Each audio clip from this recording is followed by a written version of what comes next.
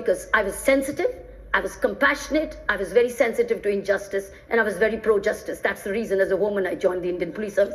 I had other options, but I didn't choose them. So I'm going to move on. This is about tough policing, equal policing. Now I was known that here's a woman who's not going to listen. So I was sent to all indiscriminate postings which others would say no. I now went to a prison assignment as a police officer. Normally police officers don't want to do prison.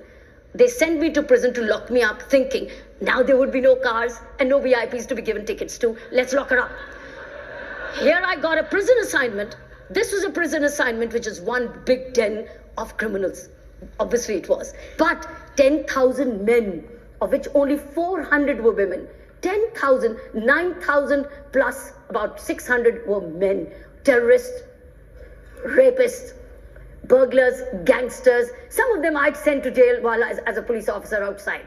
And then, how did I deal with them? The first day when I went in, I didn't know how to look at them. And I said, do you pray? When I looked at the group, I said, do you pray? And they saw me as a young, short woman wearing a Pathan suit. They said, do you pray? And they said, they didn't say anything. I said, do you pray? You want to pray? They said, yes. I said, all right, let's pray. I prayed for them and things started to change. This is a visual of education inside the prison. Friends, this has never happened where everybody in the prison studies. I started this with community support. Government had no budget. It was one of the finest, largest voluntarism in any prison in the world. This was initiated in Delhi prison.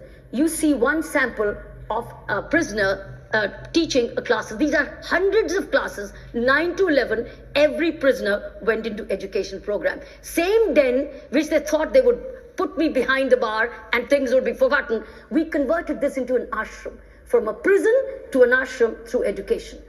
I think that's the bigger change. It is the beginning of a change. Teachers were prisoners.